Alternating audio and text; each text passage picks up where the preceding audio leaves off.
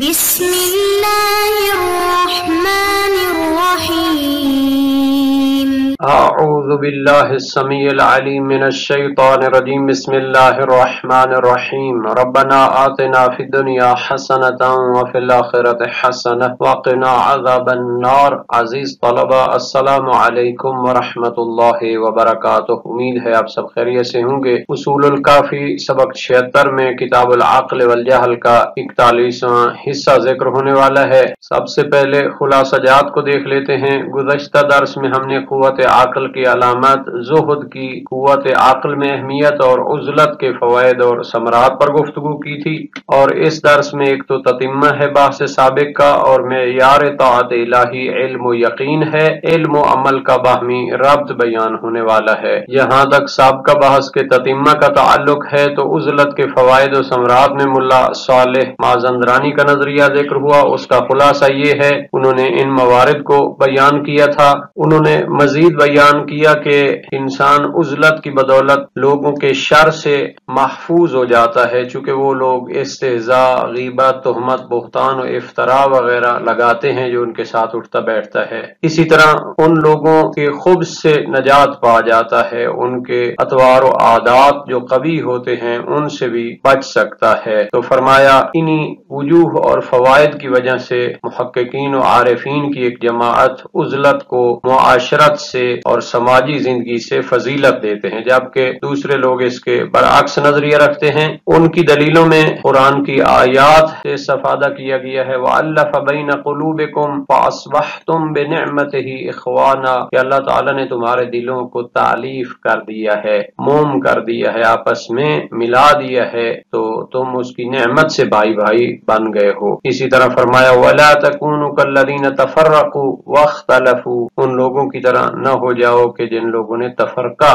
اختیار کیا۔ تو معنی یہ ہے کہ عزلت سے دلوں میں دوری پیدا ہوتی ہے، ان کو تفرق حاصل ہوتا ہے، اور نبی اکرم کے فرمان میں بھی اس کی مذمت کی گئی، من فارق الجماعہ قید شبر فقد خلع ربقۃ الاسلام من عنقہ، کہ جو بندہ ایک بالش کے مطابق بھی جماعت سے جدا ہوگا تو اس نے اسلام کے قلادہ کو اپنی گردن سے اتار دیا۔ لا ہجرت فوق ثلاث، 3 دن سے زیادہ ایک دوسرے سے ناراض نہیں رہنا چاہیے۔ لا خیر فی المہاجرہ، ایک دوسرے سے دوری اختیار کرنے میں کوئی خیر و نیکی نہیں ہے۔ اس کے علاوہ بہت سارے سماجی اور اجتماعی جو کام ہوتے ہیں جن کے فضائل بیان ہوئے ہیں، ان کے عناوین کو یہاں پر بیان کیا ہے، تو اس سے معلوم ہوتا ہے کہ سماجی زندگی، معاشرتی زندگی، اس کے اپنے فوائد اور منافع ہیں۔ تو فرمایا دونوں دلائل اپنی جگہ فی نفس ہی درست ہیں، لیکن کوئی بھی دوسری سے مطلقاً فضیلت نہیں رکھتی، بلکہ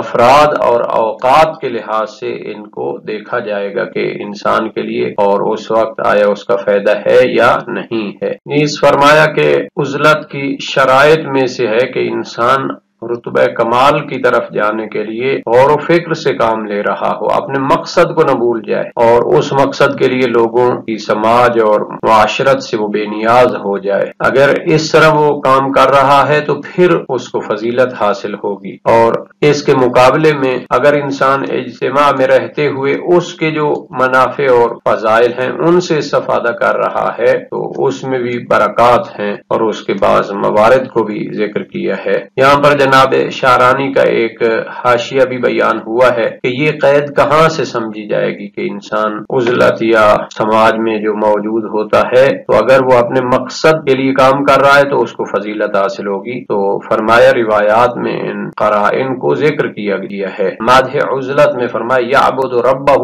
ویدع الناس من شرہی، یہ گویا کہ اس کی قید کو بیان کیا گیا ہے۔ اسی طرح باقی موارد بھی ہیں۔ اس کی ایک تنظیر پیش کی ہے کہ جس طرح ایک ڈاکٹر یا حکیم یا طبیب کسی دوائی کی تعریف کرتا ہے تو وہ جب اس مرض کے لیے یا جس چیز کے لیے اس کو بیان کیا گیا ہے اس کے لیے استفادہ کی جائے تو فائدہ ہوگا، اس کے بغیر اس کا استفادہ کریں گے تو نقصان دہ ہو سکتی ہے۔ اسی طرح انسان کو جو بھی حالات ہیں عزلت یا سماجی زندگی، تو اگر انسان اس کی خیرات و برکات سے استفادہ کرے گا تو اس کے لیے بہتر ہوگا۔ جب انسان عزلت اختیار کرتا ہے اور اپنے رب کی بارگاہ میں حاضری دینے کے لیے آمادہ ہو جاتا ہے تو اللہ تعالیٰ تنہائیوں میں اس کا ساتھی ہو جاتا ہے، جیسا کہ امیر المومنین علیہ السلام نے اپنی دعا میں فرمایا اللہم انک آنس الآنسین باولیائک، وحشت اور حزن کے مقام پر، غربت کے مقام پر یہاں پہ انسان تنہائی محسوس کرتا ہے، سب سے بڑا انس و پیار کرنے والی ذات وہ اللہ تعالی کی ذات ہے۔ نیز اللہ تعالی وحدت اور تنہائی میں انسان کا ساتھی ہوتا ہے، جیسا کہ قرآن کریم میں ہے ما یکون من نجوى ثلاثہ الا وهو رابعهم ولا خمسہ الا وهو سادسهم ولا ادنى من ذلك ولا اکثر الا وهو معهم اینما كانوا، کہ تین لوگ اگر سرگوشی کرتے ہیں تو چوتھا ان کے ساتھ خدا ہوتا ہے، پانچ اگر سرگوشی کرتے ہیں تو چھٹا ذات باری تعالی ہوتی ہے، کیونکہ وہ ہر انسان کے قریب ہے، شہرگ سے بھی قریب ہے۔ تو انسان کو اپنی تنہائی میں اپنے آپ کو تنہا محسوس نہیں کرنا چاہیے، بلکہ اس کا خالق و مالک، اس کا مشکل کشا اس کے ساتھ ہوتا ہے، جیسا کہ کہا گیا من تقرب الیہ بذراع تقربت الیہ بباع، جو شخص میری طرف ایک ہاتھ تقرب حاصل کرتا ہے تو میں اس سے زیادہ اس کی طرف قدم بڑھاتا ہوں یا اس کے قریب جاتا ہوں۔ وغناہ فی العیلہ، اور فقر و فاقہ میں اس کے لیے باعث غنا ہو جاؤں گا، یعنی اس کی بے نیازی کا سبب ہو جاؤں گا۔ اس کے بارے میں بھی مکمل گفتگو فرمائی ہے امیر المومنین کا فرمان بھی الغنا والفقر بعد العرض علی اللہ سبحانہ، یعنی انسان فقیر ہے یا بے نیاز ہے یہ اس وقت پتہ چلے گا جب وہ اللہ تعالیٰ کی بارگاہ میں پیش ہو جاتا ہے۔ تو اگر کامیاب ہو گیا وہ بے نیاز ہے، اس سے کمالات حاصل ہو گئے، وہ اپنے مقصد کو پہنچ گیا، اور اگر ناکام ہو گیا تو پھر وہ واقعاً فقیر ہے، اس سے بڑھ کر کوئی فقیر نہیں ہے۔ وَمُعِزَّهُ مِنْ غَيْرِ عَشِيرَةٍ، اور جس کے ساتھ خدا کی ذات ہو تو وہ لوگوں کی تعداد کے بغیر بھی عزت اور شرف حاصل کر چکا، کیونکہ اس کو اللہ تعالیٰ کی رضا حاصل ہو گئی ہے۔ متن اصول کافی کو پڑھ لیتے ہیں۔ فرمایا یا ہشام نصب الحق لطاعت اللہ ولا نجات الا بالطاعة، والطاعة بالعلم، والعلم بالتعلم، والتعلم بالعقل يعتقد، ولا علم الا من عالم ربانی، ومعرفة العلم بالعقل یا ہشام قلیل العمل، یا ہشام قلیل العمل من العالم مقبول مضاعف، وکثیر العمل من اہل الہوا والجہل مردود۔ حل لغات کو دیکھ لیتے ہیں۔ نوسبہ معین کیا گیا، یعتقد اعتقد یا عتاقد سے ہے، پختہ کرنا، بعض نسخوں میں یعتقل ہے یعنی قید کرنا، محفوظ کرنا، ربانی الہی مضاعف چند برابر، اہل الہوا خواہشات کی پیروی کرنے والے لوگ، مردود ناقابل قبول، رد شدہ۔ اس میں نوسبہ کے متعلق جو اقوال ہیں ان کو دیکھ لیتے ہیں۔ بعض نے اس کو مجہول پڑھا ہے، بعض نے معلوم پڑھا ہے، بعض نے مصدر مضاف پڑھا ہے۔ مرآت العقول میں ان چیزوں کو ذکر کیا گیا ہے۔ یعتقد کے متعلق جناب مازندرانی کا نظریہ یہ ہے کہ یہ شدت اور پختگی کے معنی میں ہے یا کسی چیز کو باندھنے کے معنی میں ہے، اور علامہ مجلسی نے فرمایا یہ اعتقاد، تصدیق اور یقین کے معنی میں بھی ہو سکتا ہے، جبکہ سید بدر الدین نے حاشیہ اصول کافی میں فرمایا کہ بعض نسخوں میں اعتقال ہے یعنی قید کرنا۔ تو اس متن کا معنی یہ ہوگا اے ہشام نصب الحق لطاعت اللہ، حق کو معین کیا گیا ہے کہ اللہ تعالیٰ کی اطاعت کی جائے، ولا نجات الا بالطاعہ، اور اطاعت الہی کے بغیر نجات حاصل ہونے والی نہیں ہے، والطاعت بالعلم، اور اللہ تعالیٰ کی اطاعت علم اور یقین کے ساتھ ہوتی ہے، والعلم بالتعلم، اور علم اور معرفت سیکھنے سے حاصل ہوتی ہے، والتعلم بالعقل یعتقد، اور جو انسان علم و معرفت حاصل کرنے کے لیے کوشش کرتا ہے وہ عقل کے ساتھ پختہ ہوتی ہے، ولا علم الا من عالم ربانی، اور علم حاصل کرنا ہو تو فقط عالم الہی سے حاصل ہوتا ہے، ومعرفت العلم بالعقل، اور علم کی معرفت بھی عقل کے ذریعے حاصل ہوتی ہے۔ اے ہشام قلیل عمل عالم کی طرف سے مقبول ہوتا ہے، چند برابر اس کی جزا دی جاتی ہے، اور کثیر عمل اہل ہوا و جہل یعنی اپنی خواہشات کی پیروی کرنے والے، جہالت اور نادانی پر قائم رہنے والے، تو ان کا کثیر عمل بھی ناقابل قبول ہوتا ہے۔ اس کے متعلق ملا صدرہ کا نظریہ دیکھ لیتے ہیں۔ فرمایا 17واں مشہد اس میں ہے ہے کہ اللہ کی اطاعت علم کے بغیر مکمل نہیں ہوتی اور علم عقل کے بغیر حاصل نہیں ہوتا۔ نوسب الحق کے متعلق جو ادبی بحث ہے اس کو بیان فرمایا ہے۔ نجات حاصل نہیں ہوتی مگر اطاعت کے ذریعے، اس کے بارے میں فرمایا انسان اپنی ابتداء نشأت عنصری میں ایک جوہر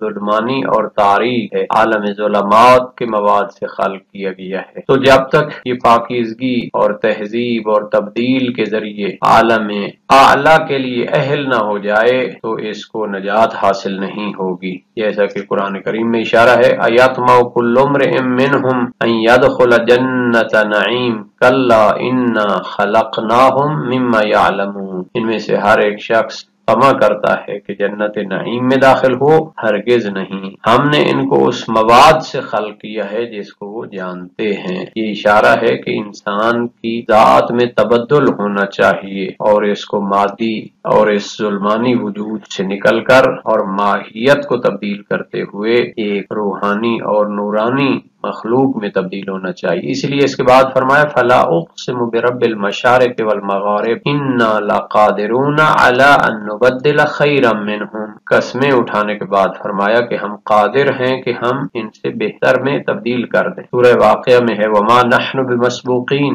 علی ان نبدل امثالکم وننشئکم فیما لا تعلمون۔ تو معلوم ہوا ضروری ہے نجات کے لیے عالم ظلمات اور تاریکی سے عالم انوار میں تبدیل ہونا اور فطرت پاکیزہ کو حاصل کرنا، گناہوں سے دوری اختیار کرنا، روح اطاعت و عبادت کا حاصل ہونا۔ تو حقیقی تعلم کیا ہوگا؟ اس کے لیے عقل منفعل بالقوہ ہونی چاہیے، یعنی استعداد ہونی چاہیے متعلم کی طرف سے، اور معلم کی طرف سے عقل فعال بالفعل ہونی چاہیے۔ تو جب ذات باری تعالی عطا کرنے والی ہو، اگر تو بلا واسطہ اس سے فیض علم حاصل ہوتا ہے، یا عالم ربانی ہو اگر کوئی اور ہے، تو علم سے مراد علم بالاصول ایمانیہ ہے جو کہ معرفت اور عرفان کے مرتبہ تک پہنچنا ہوتا ہے، اور علم حضور ذات شیء یا صورت عقلی مجرد اس کا انسان کو حاصل ہونا ہے۔ تو علم کا عطا کرنے والا، ان نورانی تصویروں کا عطا کرنے والا یہ ذات باری تعالی ہے، کوئی انسان اس طرح نہیں کر سکتا۔ تو ہر عالم الہی حقیقی وہ اپنے علم کو سب سے پہلے ذات باری تعالی سے حاصل کرتا ہے جس میں کوئی واسطہ بھی نہیں ہوتا، جیسے انبیاء کے لیے ہوتا ہے یا کچھ اولیاء کے لیے، یا پھر انبیاء اور اولیاء کی واسطے سے اس کو وہ علوم الہی حاصل ہوتے ہیں یا افاظہ اور اشراق کے ذریعے۔ تو یہ سب علم حاصل کرنے کے الہی عالم کے علوم کے منابع بیان کیے ہیں۔ 18ویں مشہد میں فرمایا کہ علم اصل ہے اور عمل اسی علم و یقین کے مرتبے تک پہنچنے کے لیے انجام دیا جاتا ہے۔ تو اس کے بارے میں فرمایا تمام مقامات دینی منازل صالحین جیسے توبہ، شکر، صبر و خوف، رجا و محبت، توکل، رضا ہے، ان کو ہم 3 کیٹیگریوں میں تقسیم کرتے ہیں، معارف، احوال اور اعمال۔ تو توبہ کے لیے ضروری ہے علم، حال اور عمل۔ علم مبدأ ہے، وہ ایمان اور اعتقاد یقینی ہے کہ انسان کو یہ معرفت حاصل ہو جائے کہ گناہ زہر ہیں، مہلک۔ تمام مراتب دینی و منازل صالحین کی تقسیم کی گئی ہے، معارف ہوتے ہیں، احوال ہوتے ہیں یا اعمال ہوتے ہیں۔ تو اسی توبہ والی مثال میں فرمایا کہ جب نور ایمان و یقین دل میں چمکتا ہے تو ندامت کی حالت حاصل ہوتی ہے اور انسان ایک تاریک قید خانے میں ہوتا ہے۔ جب پردے ہٹتے ہیں تو پھر انسان کو محبت حاصل ہوتی ہے اور وہ تدارک کرنا چاہتا ہے، اپنی غلطی پر ندامت کرنا چاہتا ہے، تو ایسے اعمال انجام دیتا ہے جن کے ذریعے اس کی غلطی کا جبران ہو جائے۔ اسی طرح باقی حالات کے بارے میں بھی بحث ہو سکتی ہے۔ فرمایا اہل بصیرت کے ہاں عام لوگوں کی ترتیب کے برعکس معاملہ ہوتا ہے، ان کے ہاں اعمال حالات تک پہنچانے کا ایک ذریعہ ہوتے ہیں اور حالات کے ذریعے علم و معرفت تک پہنچنا ہوتا ہے۔ تو افضلیت علوم کو حاصل ہے، پھر حالات ہیں، پھر اعمال ہیں، جیسا کہ بعض محققین نے ذکر کیا ہے۔ پھر اس کے بارے میں کچھ تحقیقات پیش فرمائی ہیں۔ مزید اس کے متعلق بحث کرتے ہوئے فرمایا کہ مقصد ذات کیا ہے؟ معرفت الہی حاصل کرنا ہے، تو حالات اور اعمال اس کے لیے وسیلہ ہیں، تو ہر عمل کی فضیلت اس کی تاثیر کے حوالے سے ہوگی، کس قدر دل میں پاکی حاصل ہوتی ہے اور پردے ہٹتے ہیں، اور عمل جو اس حالت کے لیے ثمر آور ہوگا وہ افضل ہوگا۔ اسی طرح جو حالت اپنے مقصد کے لیے بہتر اثر رکھے گی تو وہ دوسری حالات سے بہتر ہوگی۔ ان مقدمات کا نتیجہ حاصل کرتے ہوئے اور ان کی تطبیق فرماتے ہوئے ذکر کرتے ہیں کہ امام کے قول کا معنی یہ ہوگا، قلیل عمل عالم ربانی سے مقبول و مضاعف ہوتا ہے، یعنی مقبول ہوتا ہے، دل کی صفا میں مؤثر ہوتا ہے، حجاب کو ہٹانے میں مؤثر ہوتا ہے، مضاعف ہوتا ہے یعنی یہ دوسروں کے دل میں عمل کرنے سے زیادہ خود اسی کے دل میں مؤثر ہوتا ہے کئی گنا۔ تو بہرحال ہر وہ مسئلہ کے جو عالم بیان کرتا ہے تو اس کے ذریعے انسان کے دل میں جلا آتی ہے اور وہ عالم ملکوت سے ربط پیدا کرتا ہے، اور جب زیادہ افکار و انظار اور علوم حاصل ہوتے ہیں تو انسان کے دل میں مزید اشراق حاصل ہوتا ہے، لیکن جب تک انسان دار دنیا دار غرور میں رہے تو اس کے لیے اسے عمل اور کسب کی ضرورت ہوتی ہے، اور اس کے مقابلے میں کثیر عمل خواہشات کی پیروی کرنے والوں کا اور جہالت اور نادانی پر گامزن رہنے والوں کا مردود ہوتا ہے، چونکہ وہ اعمال اپنے آثار سے خالی ہوتے ہیں، نہ دلوں میں نرمی پیدا کرتے ہیں، نہ حجاب کو ہٹاتے ہیں، بلکہ ان کے دل قاسی ہوتے ہیں، نفوس جرمانی اور حجاب غلیظ ہوتے ہیں۔ جناب ملا صالح مازندرانی نے بھی اسی طرح کی بحثیں فرمائی ہیں۔ حق کو طاعت الہی کے لیے نصب کیا گیا ہے، حق سے مراد کیا ہے انہوں نے اس کے بارے میں تفصیلی گفتگو کی ہے، اور نجات فقط اطاعت الہی کے ذریعے حاصل ہوگی، اس پر بھی انہوں نے گفتگو کی ہے۔ اس کا نتیجہ لیتے ہوئے فرمایا، جان لیں کہ ان دونوں جملوں کی غرض یہ ہے کہ اطاعت کو اصل عظیم قرار دیا جائے، اسی کے ذریعے دین قائم ہوتا ہے اور اسی کے ذریعے عذاب مہین سے نجات حاصل ہوتی ہے، اور یہ تین مقدمات پر موقوف ہے، جس سے عقل کی شرافت ظاہر ہوتی ہے تمام مقاصد پر، اور یہ مدح عظیم ہے، اور ان مقدمات کو بیان کیا کہ اطاعت علم پر موقوف ہے اور علم تعلم پر موقوف ہے، اس کی وضاحت فرمائی ہے، اور تعلم عقل کے ذریعے پختہ ہوتا ہے، اس کے بارے میں بھی وضاحت دی ہے، اور علم تو عالم ربانی سے حاصل ہوتا ہے، ربانی منسوب ہے رب کی طرف، ربانی وہ عالم راسخ ہوتا ہے دین میں جس سے علم حاصل کیا جاتا ہے، یا وہ جو اپنے علم کے ذریعے خدا کی رضا حاصل کرنا چاہتا ہے۔ بہرحال یہ اس کی مفہوم شناسی پہ گفتگو ہے، تو فرمایا کہ وَمَعْرِفَةُ الْعِلْمِ بِالْعَقْلِ، یہ نتیجہ ہے سابقہ کلام کا کہ جب انسان عقل و شعور کی مدد سے ان علوم کو حاصل کرے گا تو وہ مفید ہوں گے، لیکن اگر عقل کو چھوڑ کر وہ علوم حاصل کرتا ہے تو اس سے نفع اور فائدہ نہیں ہو سکتا۔ بلکہ انہوں نے منافقین کی صفت بیان کی قرآن کی آیت کے ضمن میں، وَإِذَا خَلَوْا إِلَىٰ شَيَاطِينِهِمْ قَالُوا إِنَّا مَعَكُمْ إِنَّمَا نَحْنُ مستہزئون اللہ یستہزئ بہم ویمدہم فی طغیانہم یعمہون، کہ یہ لوگ جب اپنے شیطانوں کے ساتھ تنہائی میں ملتے ہیں تو کہتے ہیں ہم تمہارے ساتھ ہیں، ہم تو اہل ایمان اور علماء کے پاس بیٹھتے ہیں تو ان کا مذاق اڑاتے ہیں، حالانکہ اللہ تعالیٰ ان کے اس بد عمل کا ان کو جواب دیتا ہے اور ان کو ان کے طغیان میں سرگردان چھوڑ دیتا ہے۔ تو یہاں پر جناب شعرانی نے ایک حاشیہ بھی ذکر کیا ہے، چونکہ جناب مازندرانی نے یہاں پہ بعض اپنے دور کے سفہاء اور حمقاء کا ذکر کیا تھا، فرمایا کہ جو لوگ نام کو اس سے استفادہ کرتے ہیں لیکن حقیقت میں وہ اس پر عامل نہیں ہوتے، ان کا ذکر ہے۔ اے ہشام، قلیل عمل عالم سے مقبول و مضاعف ہوتا ہے، تو اس کے متعلق بھی گفتگو فرمائی ہے۔ فرمایا اس کا عمل اگرچہ قلیل ہو لیکن کامل ہوتا ہے، تمام شرائط کے ساتھ انجام دیا جاتا ہے، اور اللہ کی بارگاہ میں مقبول اور مضاعف ہوتا ہے، چونکہ اللہ تعالیٰ پھر عمل صالح چاہے کم ہو تو اس کو رد نہیں کرتا۔ قرآن کریم میں ہے، فمن يعمل مثقال ذرة خيرا يره من جاء بالحسنة فله عشر امثالها، جبکہ اس کے مقابلے میں فرمایا کثیر عمل اہل خواہشات اور جہالت کا مردود ہوتا ہے، کیونکہ اول تو وہ اس کی شرائط کوئی نہیں جانتا اور اپنے طریقے سے اس کو انجام دینا چاہتا ہے، اور ثانیاً اگر اس کو انجام دے بھی لے تو اس سے وہ مقصد حاصل نہیں ہوتا، اس سے معرفت حاصل نہیں ہوتی جس کے لیے اس کو قرار دیا گیا ہے۔ یہاں پر جناب ملا صدرہ کے نظریے کو بھی خلاصہ کیا ہے جس کی تفصیل پہلے گزر چکی ہے۔ آج کے سبق کا خلاصہ دیکھ لیتے ہیں۔ ایک تو سابقہ بحث کا تتمہ ذکر ہوا، معیار اطاعت الہی علم و یقین اور علم و عمل کا باہمی ربط ذکر ہوا ہے۔ آج کے درس کے متعلق تمرینی سوالات کو دیکھ لیتے ہیں اور اللہ تعالی سے دعا کرتے ہیں کہ ہمیں علم و عمل کی توفیق عطا فرمائے اور قرآن و سنت کو سمجھنے اور ان پر عمل کرنے کی توفیق مزید سے نوازے۔